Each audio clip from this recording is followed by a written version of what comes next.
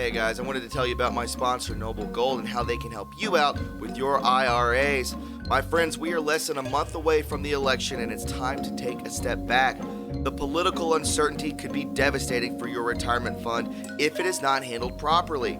I think you'd agree. Whatever the outcome, things are going to be rough for a while, and we've been saying that for a long time. A gold IRA uses the value of precious metals to keep you out of trouble. The team at Noble Gold knows how to do this, and they've done it for thousands of people before you. And if you need an extra reason to jump on this, Noble Gold is gifting a 10-ounce solid gold American Eagle proof coin with every qualifying IRA or 401k plan rollover going through October, guys. So grab the phone and give them a call at 877-646-5347. Again, my friends, that is 877-646-5347. I can promise you they take care of True Reporting, and they'll take care of you and your IRA and your retirement plan. So always go with Noble Gold. You won't regret it, my friends, and I really hope you enjoy today's podcast.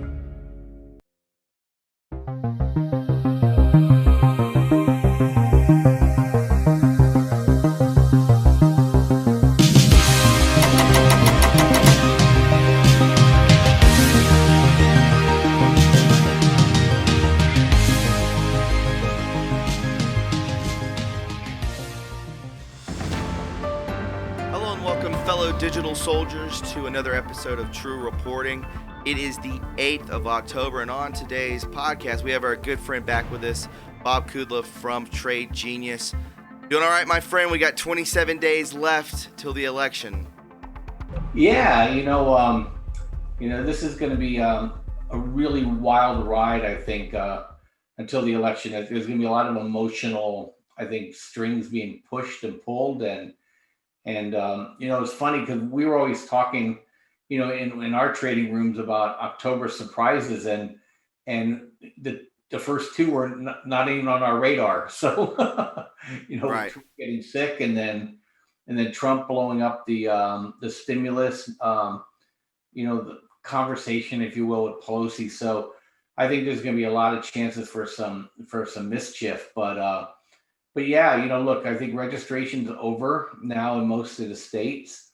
So the people that can vote now are kind of locked in.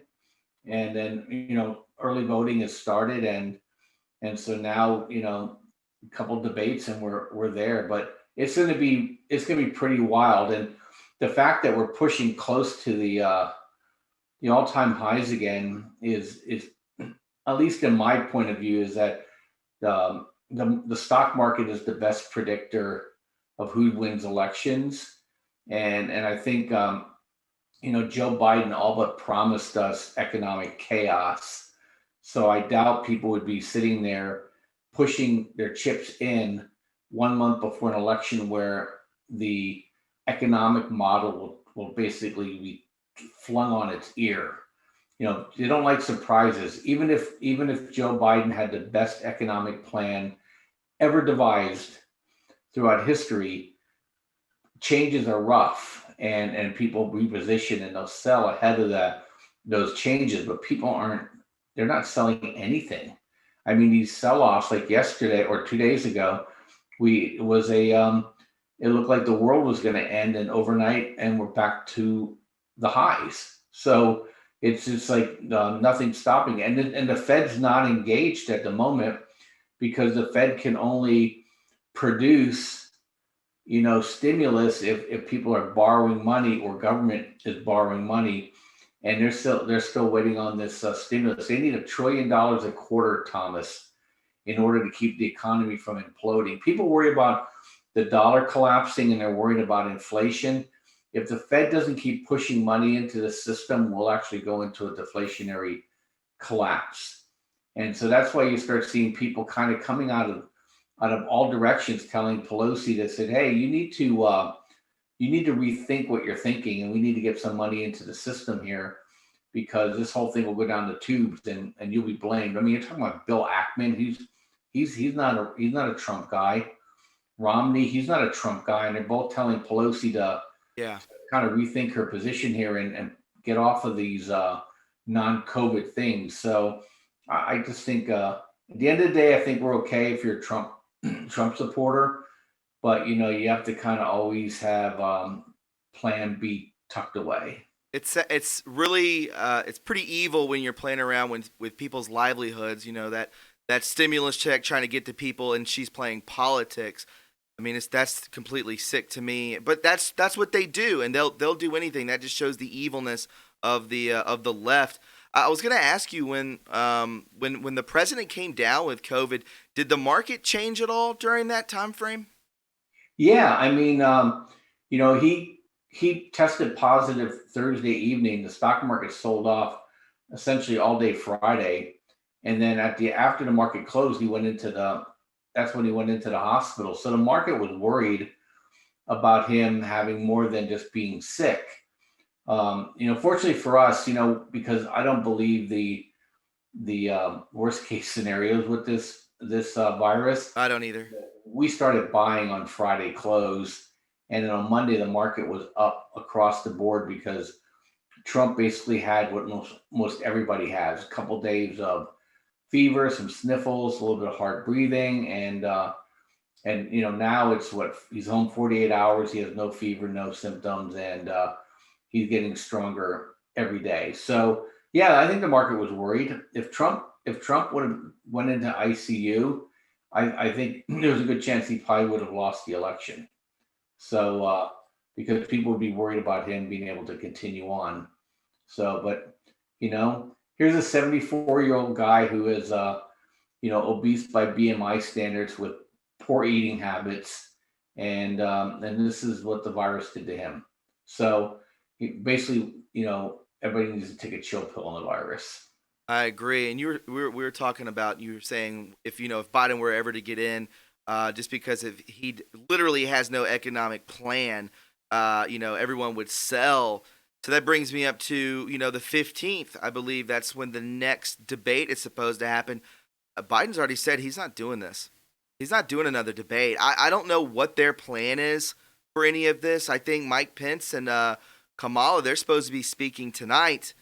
Probably low ratings. I don't know if anybody wants to sit through another segment of that. But what are your thoughts on the 15th? Do you think we're going to get another debate out of this?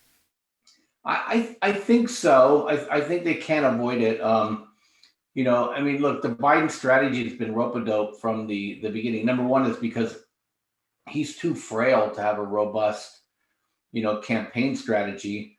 Number one, and number two is I think they were hoping the surrogates would do the work for them. But the interesting thing about it is they have to spend money now in Nevada where they didn't expect to spend money. They have to campaign in Minnesota, Wisconsin, Michigan, and Pennsylvania, and those are states that they were always expecting to be able to carry. Trump has stopped spending money in Iowa and Ohio because probably the internal polling data said you got it in the bag. And so, Biden's going to have to he's going to have to get out there and convince the American people that he does have a plan. I worry about low information voters just falling for platitudes. Yeah. Nothing makes me pull my hair out more than listen to somebody say, "Hey, we're just going to get everybody together. It's all going to be good." You're like, "Oh wow, okay, wow." See, Trump's a bad guy because Joe's going to get everybody together. Like the beer around the table, thing. And that I think the Democrats they rely heavily on people only surface stuff. Looking at issues and they always want to sound right, but they always do evil. Where Trump is this truth teller. But what's fascinating to me, you notice there's been zero conversations with the Hispanic community in this election. Zero. Zero. And that's a kind of a tell to me. Number one is that he's polling really well in that community, and Telemundo said that their respondent said Trump won the debate 2-1. The governor Yeah. of Puerto Rico just endorsed Trump, Hmm? and people say that what the quality that most Latinos like in President Trump is that his bravado and his decisiveness and his boldness. Those are traits that are appreciated by the Latino communities, at least Mexico and such. And the Cubans and Venezuelans are 80% Trump because they lived through the hell that Biden wants to put us through. And they're like, please, we did this. Let's save you some time. And so it's kind of I find it fascinating. I mean, I live out here in Southern California. We don't hear a peep. Yeah, that's such a good point. You never hear the left speaking about the Hispanic vote. It's all, and you hear all, every single rally that the president has, he's talking about we're doing so well in the polls with the Hispanics, with the blacks, with Asians, all of them. Every single demographic is doing so well with him, and you don't hear a peep out of Biden. Well, and truth be told, he's not even coming up with this stuff off the cuff. He's being fed lines what to say. He's getting softballs thrown at him from Lester Holt. It's so predictable, and we're getting away from this old school roll up your sleeves, go into a diner and talk to the local people about, hey, what do you want change about? I mean, Trump has come in here and bulldozed all of that. And I think everyone's really noticing that this hokey, fabrication of this good old guy that comes in and takes care of everybody, that's out the window. I mean, we're playing hardball now, and I just feel that Biden just doesn't even stand a chance with Trump. There's no way. Even with cheating, we're seeing tons of this stuff. Even in small towns, the old town that I'm from. I mean, they're seeing ballots come in that are going, 15 to a house, and some ballots aren't even getting there. And then I just saw, we mentioned off air, Derek Utley, the former baseball player, just tweeted out a video of a 53-foot trailer filled with ballots, all for Trump. And they're not getting to where they need to be. So they're going to cheat to win. But again, I think it's inevitable that the president, stands atop of this. Yeah, no, I agree with you. And like I said, I think I don't watch what anybody says. I watch what they do. And, we're watching the markets like a hawk. And, anytime the market's trying to sell off on bad news, it gets bought right back. And that's telling me that there's confidence in a continuation with with Trump. Our view is that we think it's going to be probably a rotation. I think the technology companies are probably going to be due for a comeuppance. If Trump gets in, I know he's going to go hard after the social media companies. With and regulating them. regulating them, and kind of putting them in their place. But at the same time, we're seeing a big push in the industrial metals markets. Uranium, platinum, palladium, silver, copper. Steel. So that's telling me that people are expecting the government's going to be aggressively spending money, and we're going to see a push to try to basically reliquefy the economy. People that worry about, oh, the dollar is going to collapse and America, don't worry about that. No. Don't worry about it at all. Just and you don't want to wish for that. So you don't want to blow up the system and get a new system, because the new system will be worse. Because the better angels won't be putting that new system together. It'd be the crazy people that are rioting right now. Right. And so so I think that's what we're going to see going into 2021, and quite frankly, that's where we've been making quite a bit of money for our subscribers, is just trading in and out of these names as they set up. As we talked about this before. We have a system that's it's price momentum based, and it literally says buy and sell. So, and we just depending what time frame you want to trade, you just trade off of it. So, that's what we keep looking for. And I threw some attaboys at you, if you could put them up, so people can read below. Absolutely. People just we had on Friday the market was crashing. We bought platinum, we bought copper stocks, we bought silver. We bought some other, commodity people, and then boom, between Monday and today, we're taking profits on all those trades. I'm talking, double-digit trades. A couple guys did option trades; they're up almost 100%. So, we don't listen to the news. We just watch what the big money is doing, And on the end of the day, Friday, they were buying. So that's what we do. We just see what they do and we buy. So, if you don't mind me doing a plug, check us out at tradelikeagenius.com. Put together some specials for your listeners, Thomas. If they want to take advantage of it by Saturday, we pre-discounted items up to 65% off. So you can really do really well trading with us. That's fantastic, Bob. I have two real quick questions for you. You say that you sometimes will watch the president when he panics because that's his baby is the stock market. Do you look to him to his mannerisms about any of this when you take notice in the stock market and what to kind of look into? Do you look towards him? Yeah, we just watch. If the market's pushing down, if he gets more active, we know that traders are going to trade to the positive on that. So we as soon as when we start seeing him yesterday, just go putting a tweet storm together. Yeah. We were buying, and we're like, the Trumpster's at it. So Yes. yeah. So I mean, day to day, you can definitely see his moods, and you can trade off of it. And he knows that it's not just for his own sake, but the 401ks, but all the pension plans out there, Right. all the union plans, all the state employee plans.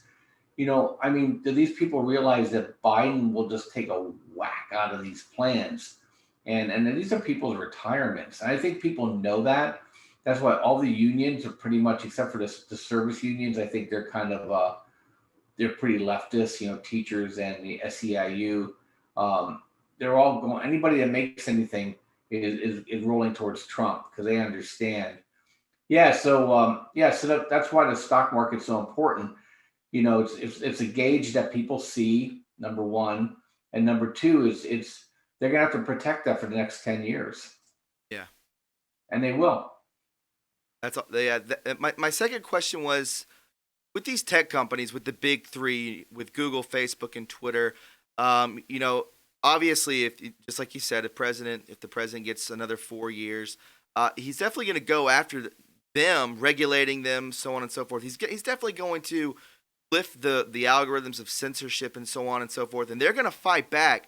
Do you see these big tech giants staying around? They make a lot of money. They make a ton of money. Do you see them sticking around for the long term? No, I mean they're obscenely overvalued. Number one, I mean you can't justify any of them based off of cash flow, models, and you can't justify it based on future growth of the economy because are already saturated. And people fail to realize this. These big tech companies are one is the world's biggest flea market, right? That's Amazon, and Twitter and Google are on Facebook are essentially advertising agencies. If we go into any kind of recession, their revenue models get blown up. But there's a lot of things that Trump can do to put these people into more perspective. He doesn't have to get rid of their immunity, but he could certainly call them a utility. He could certainly say the algorithms go into a lockbox. He could certainly say that all censorship, decisions have to be publicly who's making them. I mean, there's a lot of things they can do, to put a lot of heat on these guys to play fair. But my view is that once the election's over, they know Trump can't run again. The Democrats won't have an incentive to keep creating these forest fires to keep Trump from being reelected again. And they're going to have to rethink their strategy. So I think these companies are not going to have the same kind of interest, if you will. People aren't going to be given the impressions they were because really the reason for being is kind of out the door. And so I think naturally they're going to go down. And just yesterday, Amazon has been cited and Google have been cited for antitrust, basically monopoly powers. So they're going to go after these guys. They may just break these guys all up too. Google can get broken up and Apple can get broken up and Facebook can get broken up. Twitter's kind of a monolith. They're kind of a one product company. And Twitter, I mean, for all the things I don't like about Twitter, they probably censor the least out of all of them. but they'll probably have some sort of oversight on them as well. So that drives the NASDAQ 100. So I think they're going to have to replace that with a rotation into the commodity stocks, and we're already seeing it happening. Fascinating. Bob, it's always great to have you on the show. I really do appreciate speaking with you. Guys, if you found this informative and you enjoyed it, please go ahead and subscribe to this channel. You can follow me on Twitter @TrueReporting, and always remember to leave a like. Guys, make sure you check out Trade Genius in the end. I would greatly appreciate it, and so would Bob. Guys, again, it's always an honor for me to be on the front lines with each and every one of you, day in and day out, because where we go one, go all. Guys, if you found what you just watched informative and you enjoyed it, then please subscribe to the True Reporting family today. There are many ways to support this channel, like our Patreon link, our PayPal link, and our TrueReporting.us official website link in the description box below. Join the True Reporting family today and be a part of history, because where we go one, we go all.